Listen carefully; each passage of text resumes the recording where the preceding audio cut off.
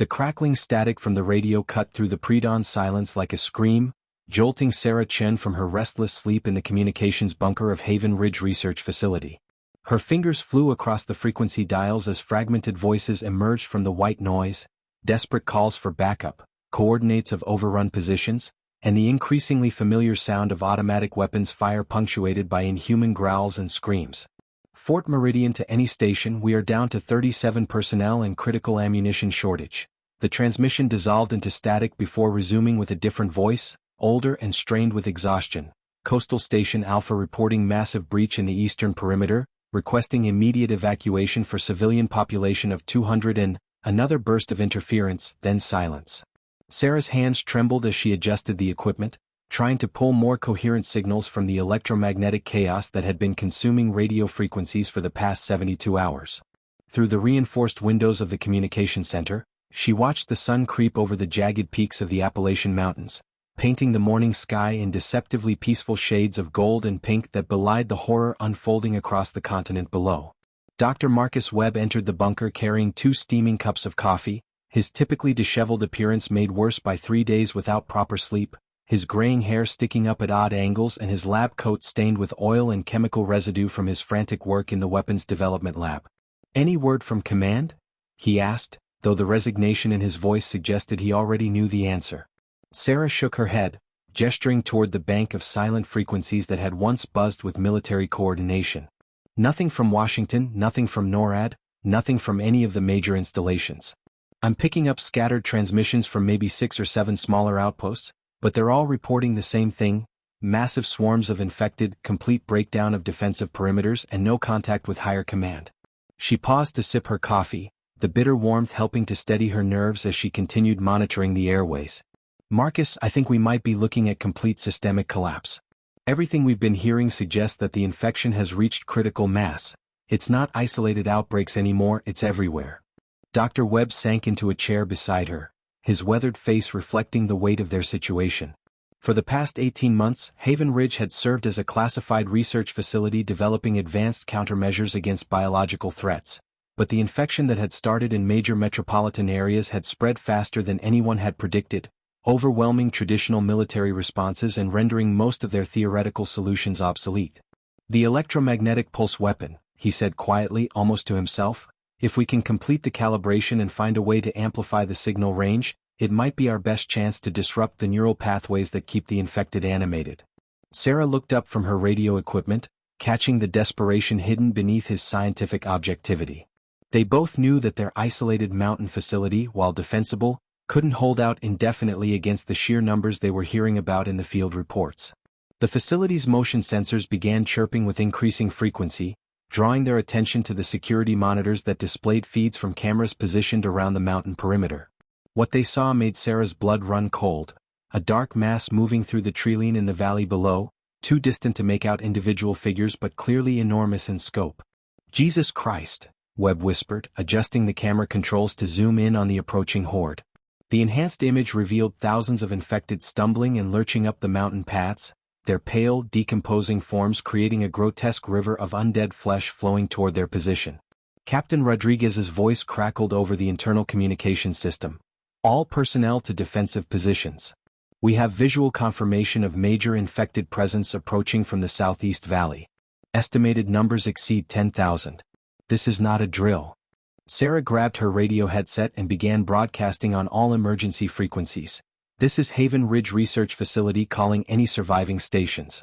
We have major infected contact and are implementing final defensive protocols.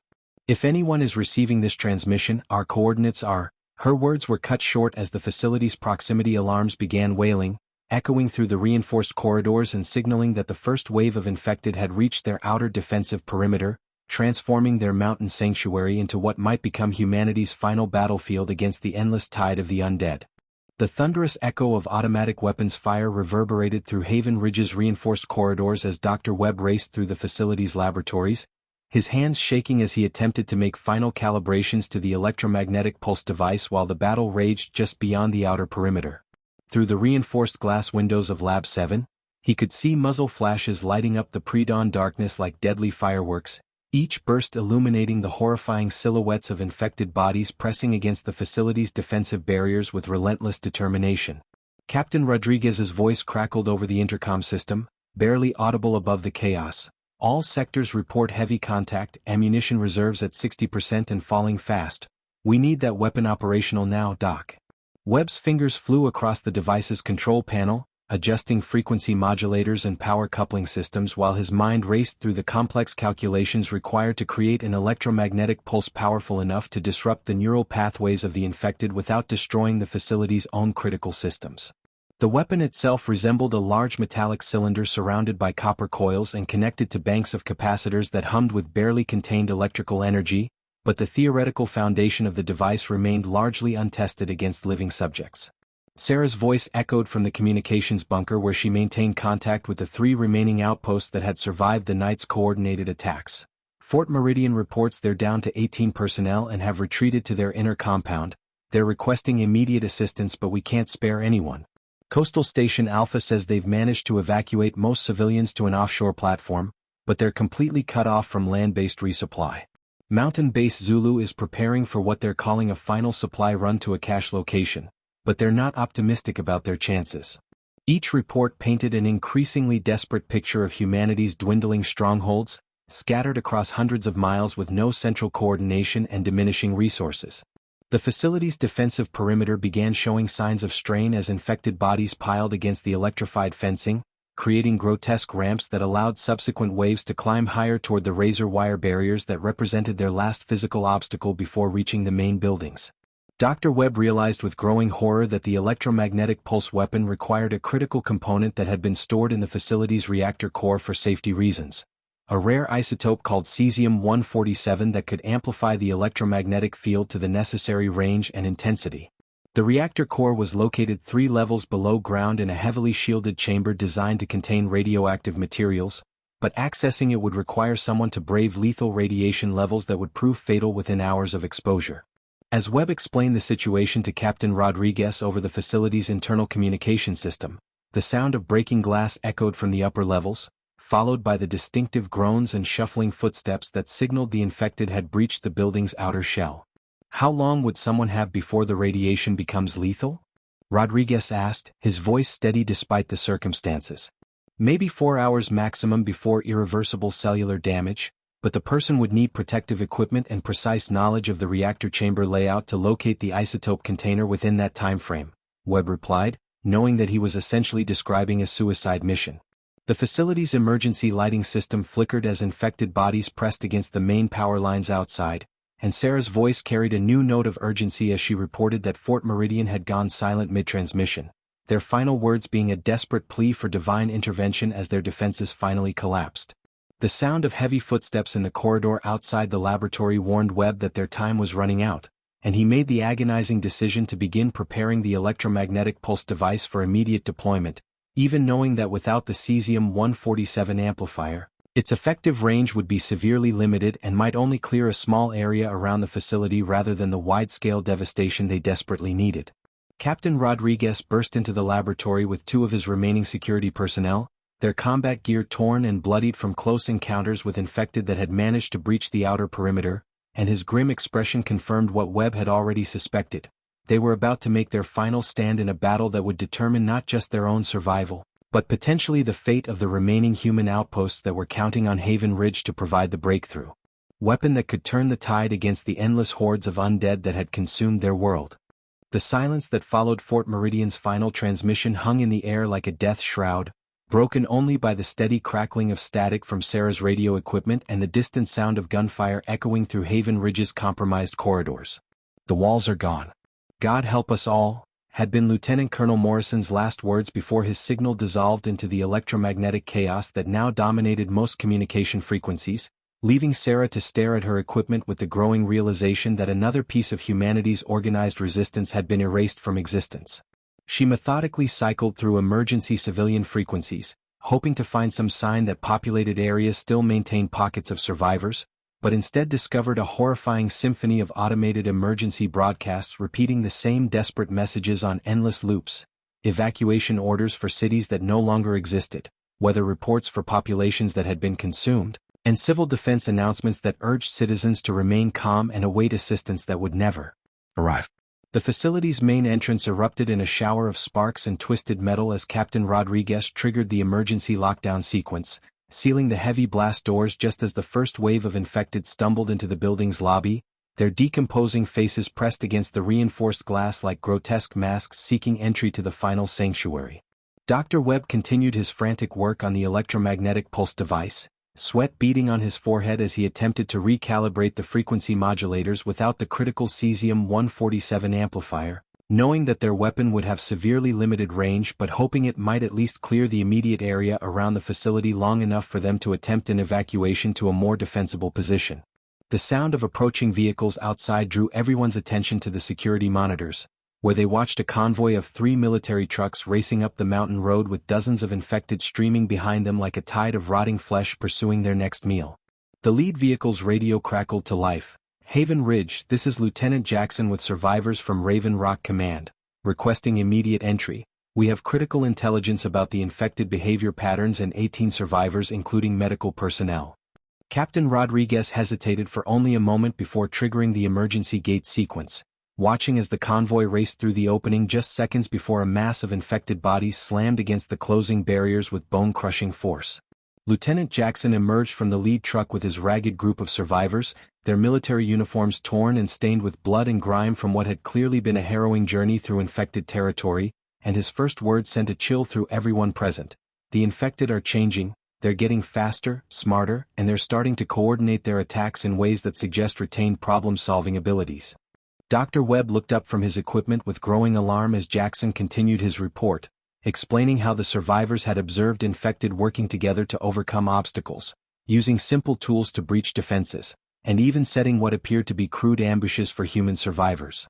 "We documented cases where infected would split into groups, with some creating diversions while others flanked defensive positions, and we've seen them retain enough motor function to operate simple mechanical devices like door handles and even basic firearms," Jackson said, his voice carrying the weight of someone who had witnessed the evolution of humanity's greatest threat firsthand.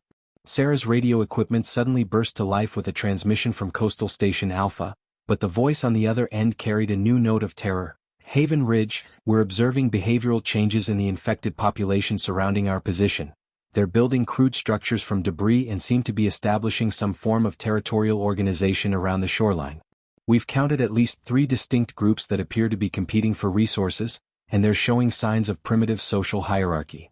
The implications of these reports struck Dr. Webb like a physical blow as he realized that his electromagnetic pulse weapon had been designed to disrupt the basic neural pathways of mindless infected. But if the creatures were evolving more complex brain functions, the weapon's effectiveness might be severely compromised or completely negated. Captain Rodriguez began implementing new defensive protocols based on Jackson's intelligence, repositioning his remaining personnel to account for the possibility that the infected might attempt coordinated flanking maneuvers or diversionary tactics rather than simply overwhelming their position through brute force and superior numbers.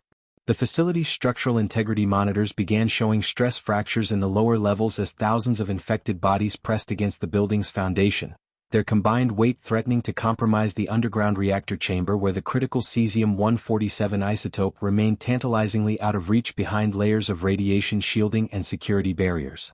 Mountain Base Zulu's radio operator broke through the static with an urgent transmission.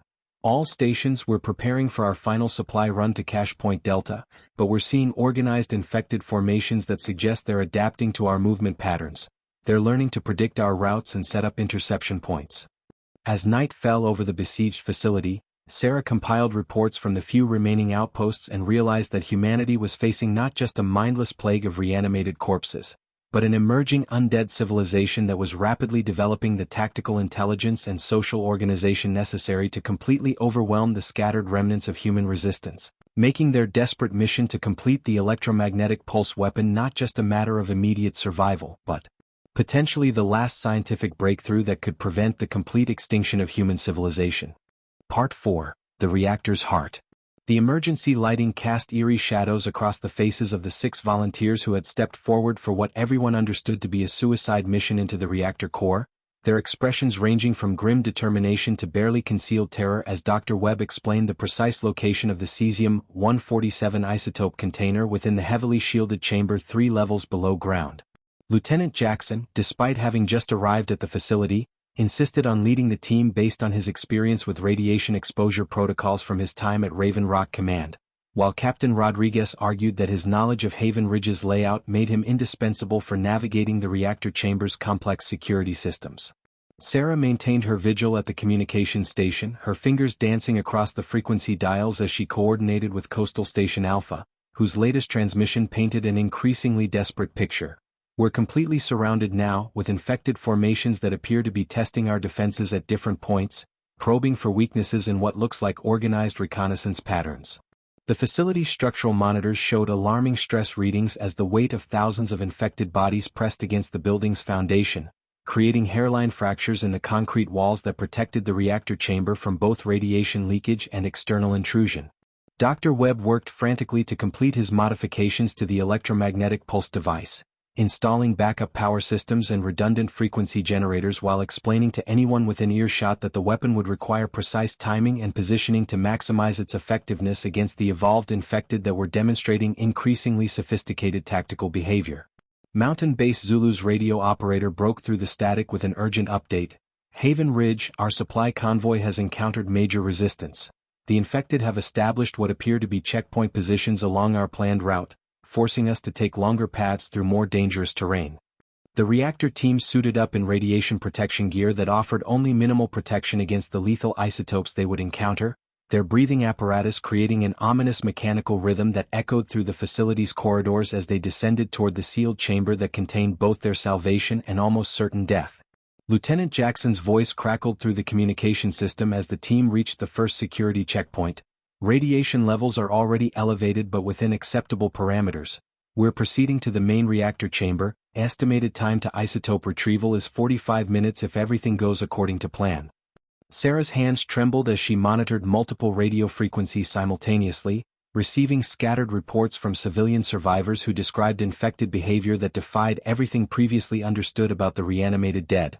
Infected who retained enough cognitive function to operate vehicles, manipulate complex mechanisms, and even communicate with each other through primitive vocalizations that suggested the development of a rudimentary language. The facility's main power grid fluctuated as infected bodies pressed against external power lines, creating intermittent blackouts that left entire sections of Haven Ridge in darkness broken only by emergency lighting that cast moving shadows resembling the very creatures they were fighting against. Dr. Webb's calculations indicated that even with the cesium-147 amplifier, the electromagnetic pulse weapon would have a limited effective range of approximately 5 miles, meaning they would need to position the device at the optimal point to maximize casualties among the infected hordes while avoiding damage to any remaining human settlements in the surrounding area. The reactor team's progress slowed as they encountered unexpected obstacles in the chamber's access tunnels. Blast doors that had been automatically sealed by the facility's emergency protocols, requiring manual override procedures that consumed precious time while radiation exposure levels continued to climb toward lethal thresholds. Captain Rodriguez's voice echoed through the facility's corridors as he coordinated defensive positions on the upper levels. All personnel maintain radio discipline and prepare for possible evacuation to the secondary bunker if the reactor team succeeds in retrieving the isotope. We're seeing increased organized activity from the infected, suggesting they may be preparing for a coordinated assault. Coastal Station Alpha's final coherent transmission arrived like a death knell through Sarah's radio equipment. This is our last broadcast. The infected have breached our outer perimeter using coordinated climbing techniques and tool manipulation that we never anticipated. They're not just evolving, they're learning from each encounter and adapting their tactics accordingly. Good luck to all remaining human outposts. The reactor chamber's heavy doors groaned open as Lieutenant Jackson's team finally reached the isotope storage area, but their triumph turned to horror as they discovered that the chamber was not empty. Dozens of infected had somehow made their way into the supposedly sealed reactor core, their bodies grotesquely mutated by radiation exposure but still animate and displaying the same tactical intelligence that had been reported from other locations. Jackson's panicked voice crackled through the communication system. The chamber is compromised. Repeat, we have multiple infected contacts in the reactor core, and they appear to have been using the space as some kind of staging area. These infected are different, they're moving with purpose and coordination that suggests they've been planning this. The sound of gunfire echoed up from the reactor chamber as the retrieval team fought desperately to reach the cesium-147 container while radiation alarms wailed throughout the facility, and Dr. Webb realized with growing dread that the infected were not just evolving random intelligence. They were specifically adapting to counter human survival strategies, transforming from mindless predators into a sophisticated enemy that could think, plan, and coordinate attacks with military precision that threatened to overwhelm every remaining bastion of human civilization. The static-filled transmission from Mountain Base Zulu arrived at Haven Ridge like a harbinger of humanity's darkest hour, Lieutenant Morrison's voice crackling through Sarah's radio equipment with barely controlled panic. Convoy ambush at grid reference 77 Alpha. We've lost 2 vehicles and most of our personnel to what can only be described as a coordinated military-style trap. The infected used fallen trees and debris to create choke points, then attacked from elevated positions with tactical precision that rivals trained soldiers. Sarah's hands flew across her equipment as she tried to maintain contact with Morrison's surviving team, but his next transmission sent chills through everyone listening.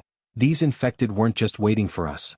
They knew our route, they prepared specific countermeasures for our vehicles, and they're using salvaged weapons with disturbing proficiency.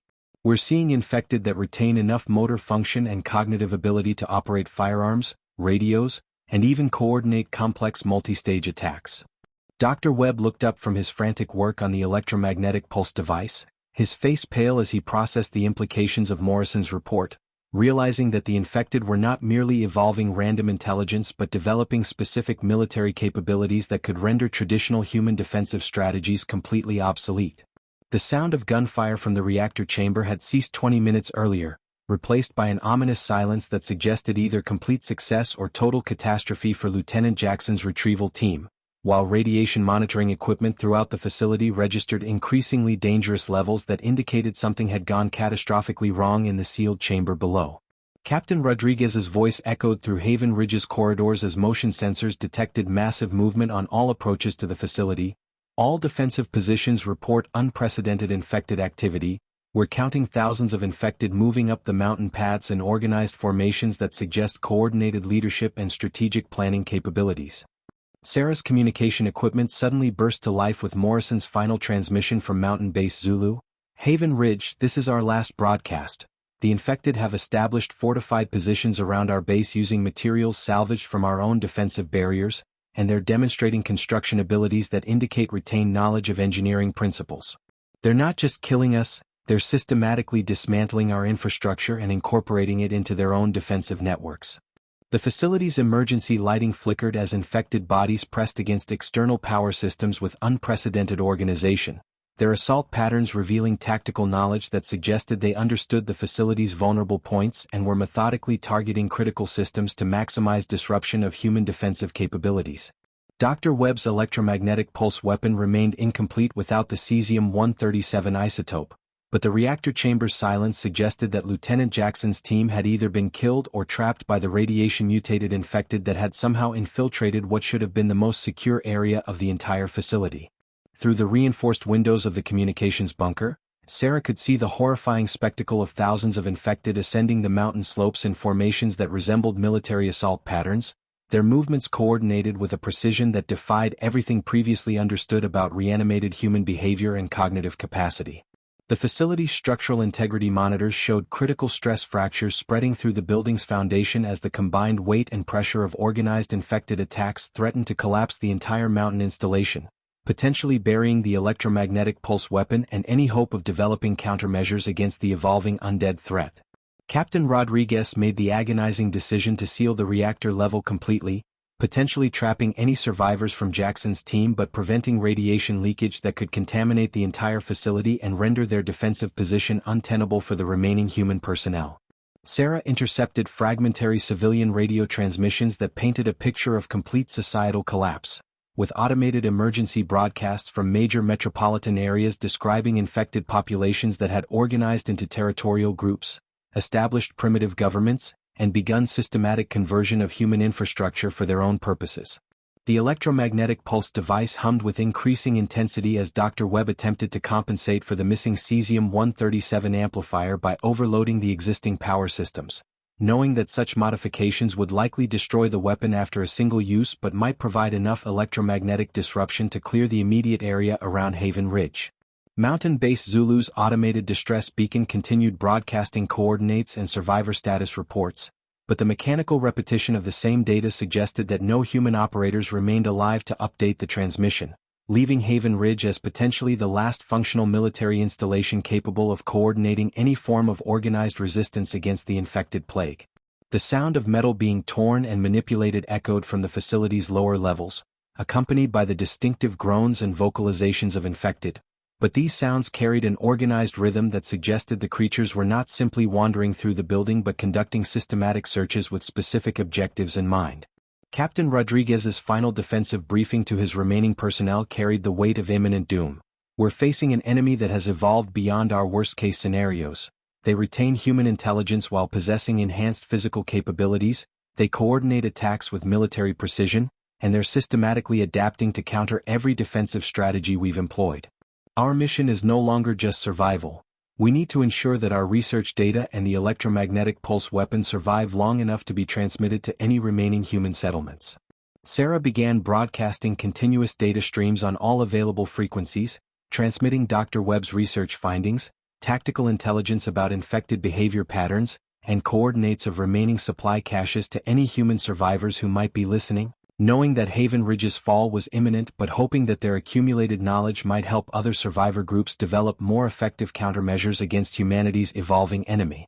The facility's main blast doors groaned under unprecedented pressure as thousands of infected bodies pressed against the barriers with coordinated force, their combined assault creating structural damage that would soon breach humanity's final scientific sanctuary and release the evolved undead into a world where they had already demonstrated the capability to build their own civilization from the ruins of human society. The silence from Coastal Station Alpha stretched into its third hour when Sarah's radio equipment finally crackled to life with a weak, distorted transmission that would haunt her for whatever time remained. This is Petty Officer Martinez broadcasting from what's left of Coastal Station Alpha. The platform is gone. They came from the water, infected that retained enough motor function to swim, to climb, to coordinate underwater approaches that bypassed all our sensor networks. The transmission dissolved into static before resuming with Martinez's voice, now barely a whisper. They're not just individual hunters anymore, they're a collective intelligence that shares information across vast distances. They knew our weak points, our shift schedules, our ammunition stores. They planned this assault for weeks, maybe months. Tell anyone who's listening that the infected are farming humans now, keeping some alive for purposes we can't understand. The screaming from the lower decks never stops, but it's not just pain, it's something else, something organized like they're conducting experiments.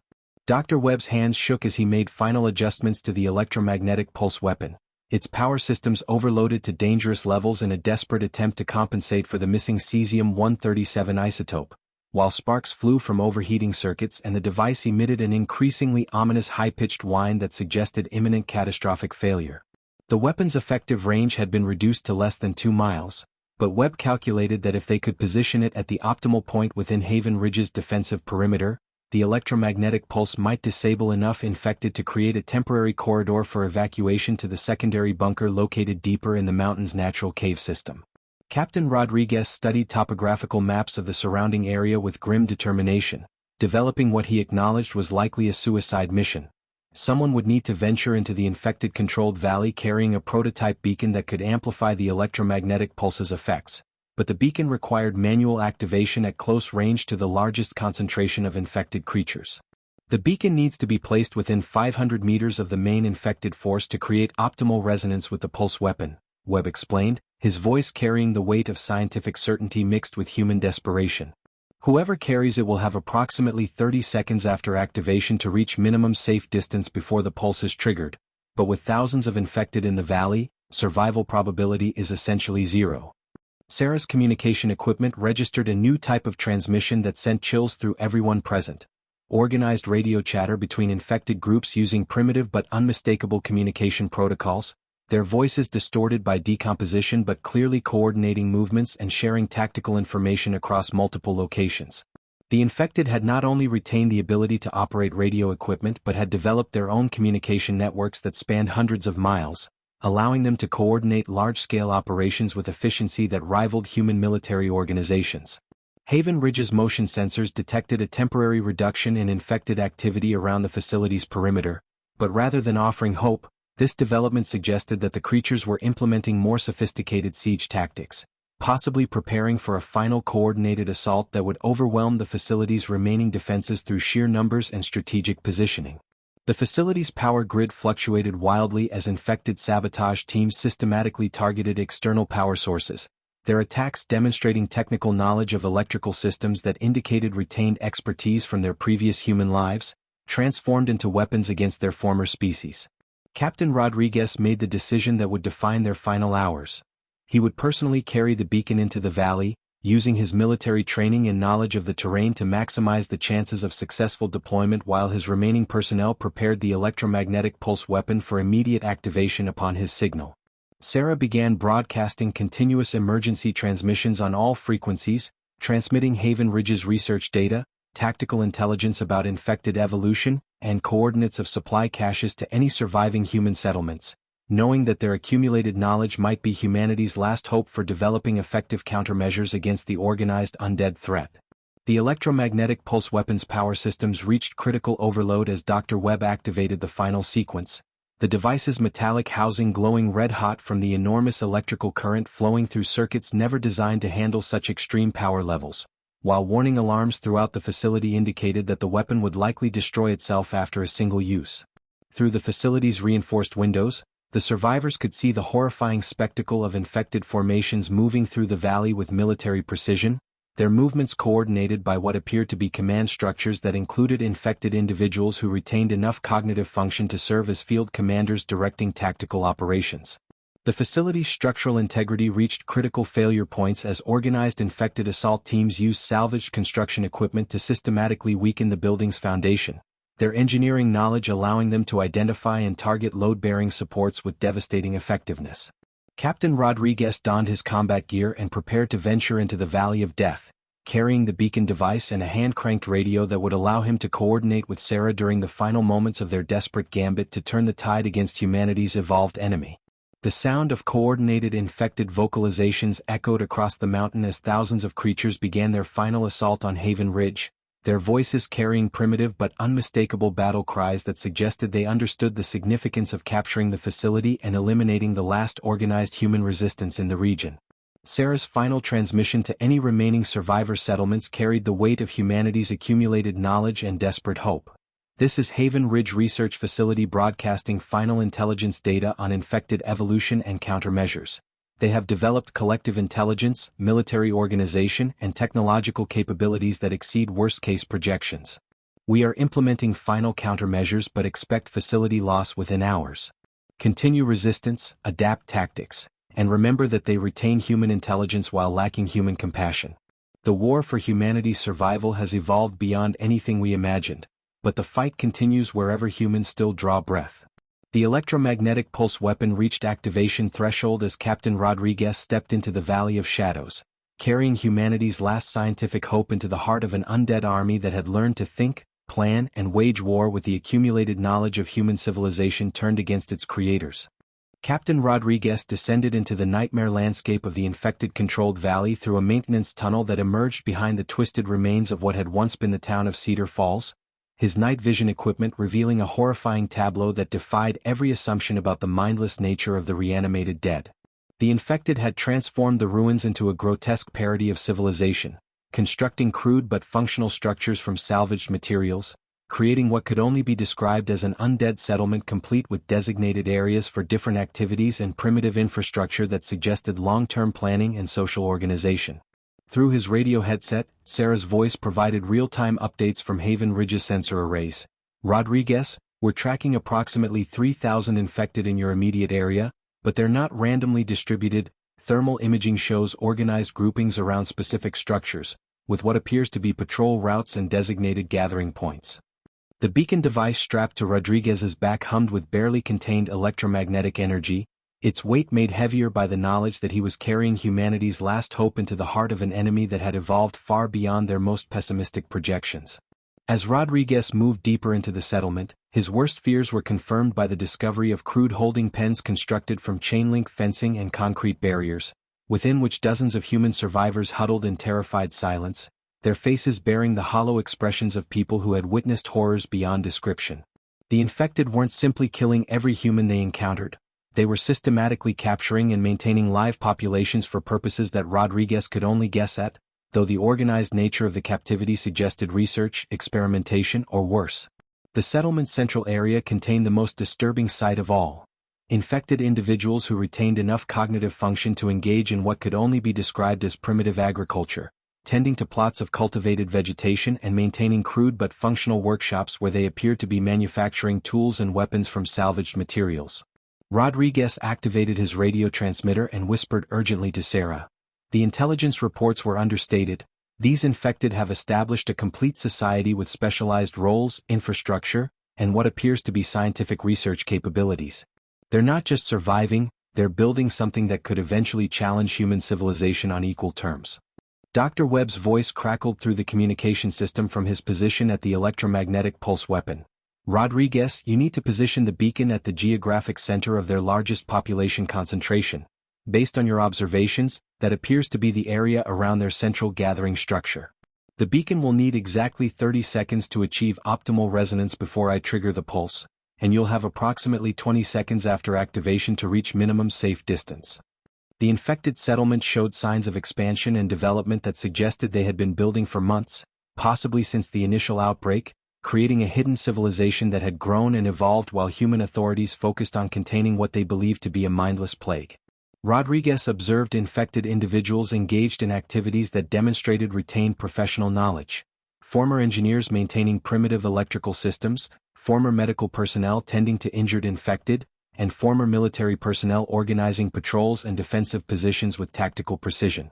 The holding pens contain not just random survivors but appear to be organized according to specific criteria, with medical professionals, engineers, and other specialists separated into different enclosures, suggesting that the infected were systematically cataloging human knowledge and expertise for their own purposes.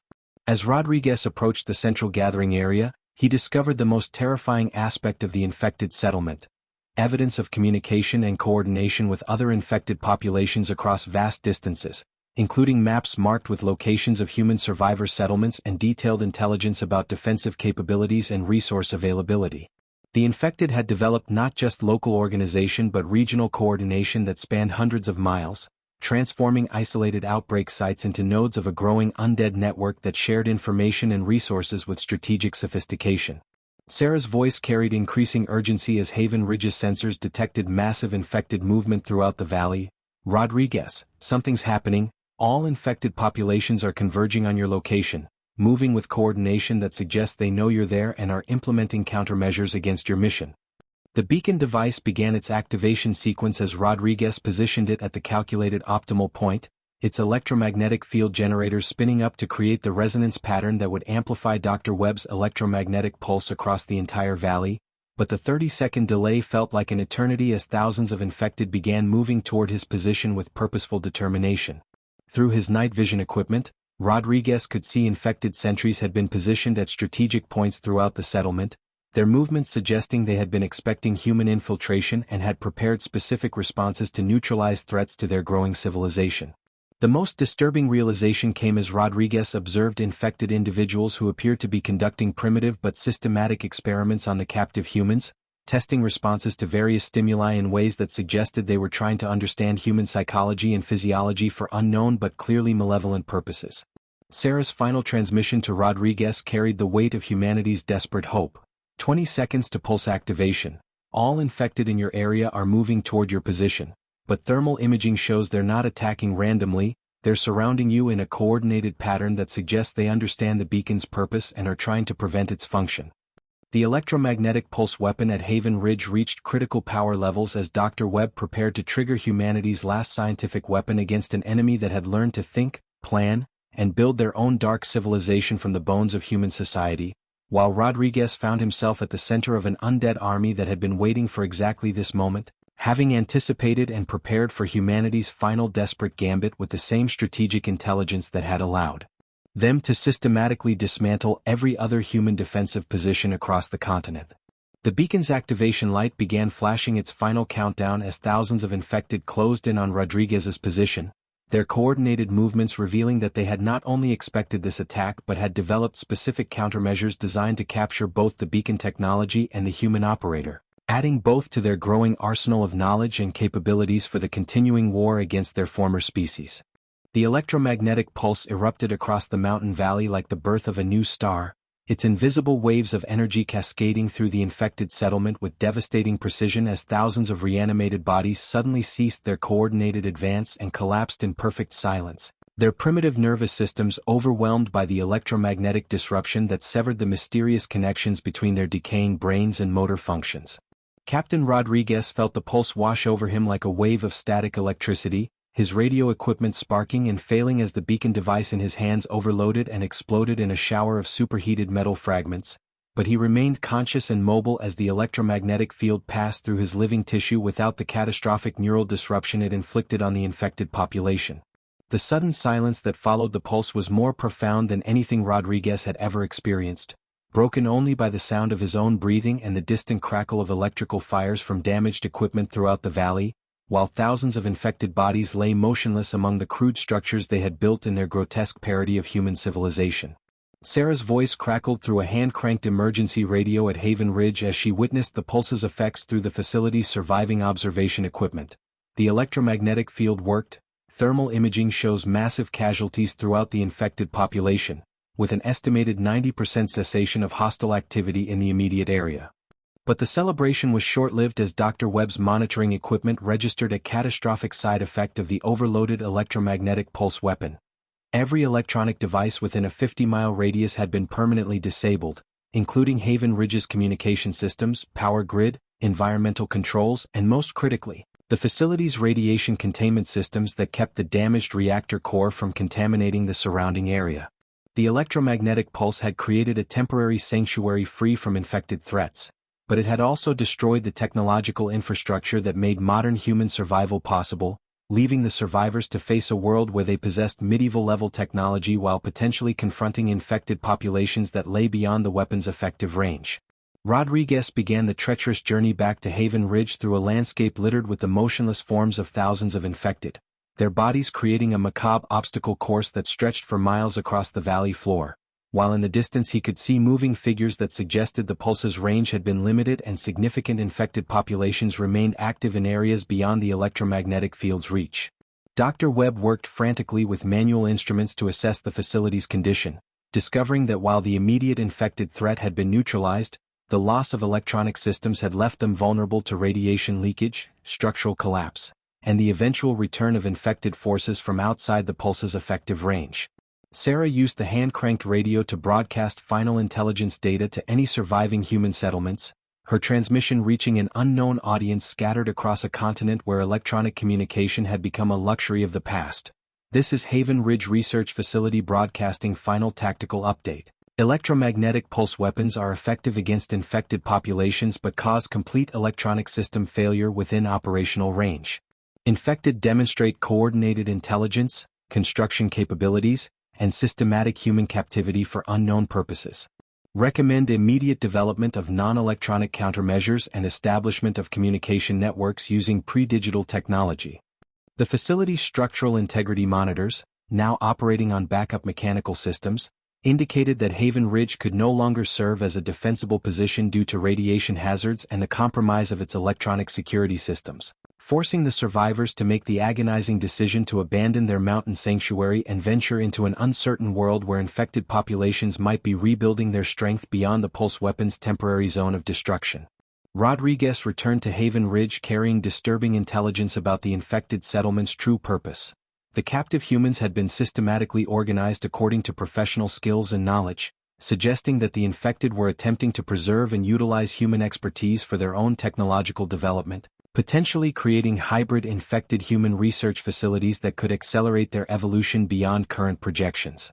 The remaining survivors, numbering fewer than 20 individuals, began preparations for immediate evacuation to a secondary location deeper in the mountain range, carrying with them the accumulated research data about infected behavior, countermeasure technologies, and tactical intelligence that represented humanity's most comprehensive understanding of their evolved enemy.